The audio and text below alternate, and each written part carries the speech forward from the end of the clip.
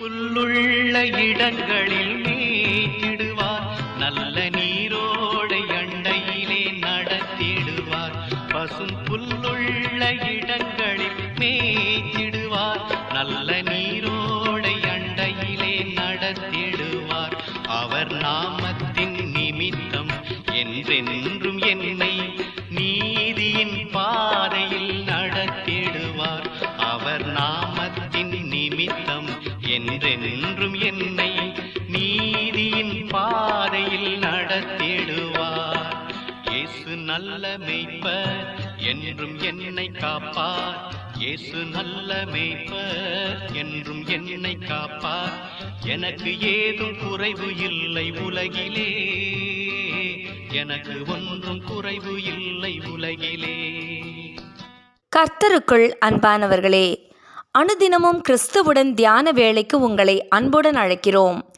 இன்றைய தியானத்திற்கான வேத வாசிப்பு யாத்ராகமம் 16ஆம் அதிகாரம் வசனங்கள் 1 முதல் 3 வரை. தியானத்தின் தலைப்பு தேவையற்ற நினைவுகள்.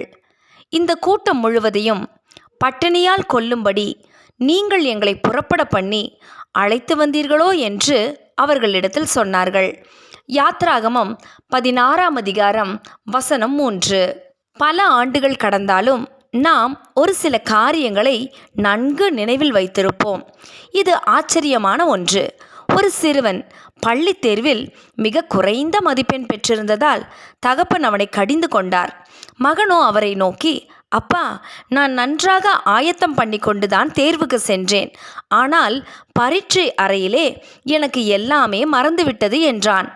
ஆனாலும் அவர், நீ நல்ல மதிப்பெண்கள் எடுக்கும் வரைக்கும் உனக்கு பிரியமான பந்து விளையாட்டுக்கு இன்று முதல் செல்லக்கூடாது என தடை விதித்தார். மகனோ, அப்பா, அப்படியல்ல, இன்று நம் நகரத்துக்கு பிரேவ் குழுவினர் வருகின்றனர்.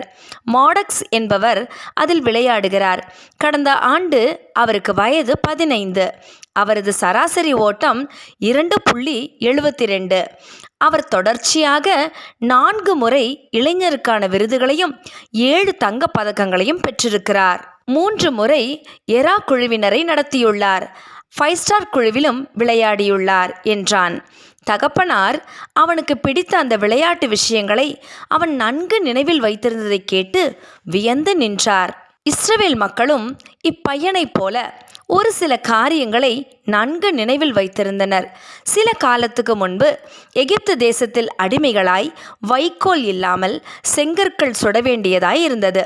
இரக்கமற்ற எகிப்திய ஆளோட்டிகளால் அடிக்கப்பட்டு துன்புறுத்தப்பட்டனர். பிறக்கும் ஆண் பிள்ளைகளை கொல்ல வேண்டும் என்ற கட்டளையை எபிரேய மருத்துவச்சிகள் பார்வோனிடமிருந்து பெற்றிருந்தனர்.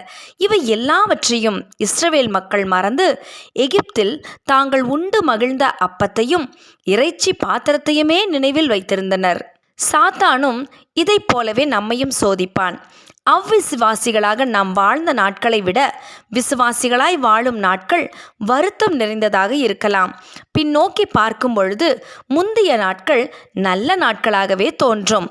நாம் அனுபவித்த வெறுமை, நம்பிக்கையற்ற நிலையை மறக்கடித்து, பாவம் நம்மை தோற்கடித்து அழித்து போட்டதை மறக்க செய்து, பாவத்தில் மகிழ்ந்த நாட்களை மட்டுமே பிசாசானவன் நினைப்பூட்டுவான். இப்படிப்பட்ட நினைவுகளை மூழ்கடித்து கடந்த கால யதார்த்தங்களை மட்டும் நினைப்பூட்ட தேவனிடம் கேட்போமாக. அவர் செய்த நன்மைகளை நினைப்போமாக. சாத்தானின் தந்திரமான காரியங்களில் ஏமாந்து விடக்கூடாது. அவன் தெரிந்தெடுத்து தரும் விஷயங்கள் சகல உண்மைகளையும் வெளிப்படுத்தாது. அவை நம்மை தேவனை விட்டு பிரித்து போடும். ஆக தேவையற்ற நினைவுகளை குறித்து எச்சரிக்கையாயிருப்போம். ஜெபம் செய்வோமா?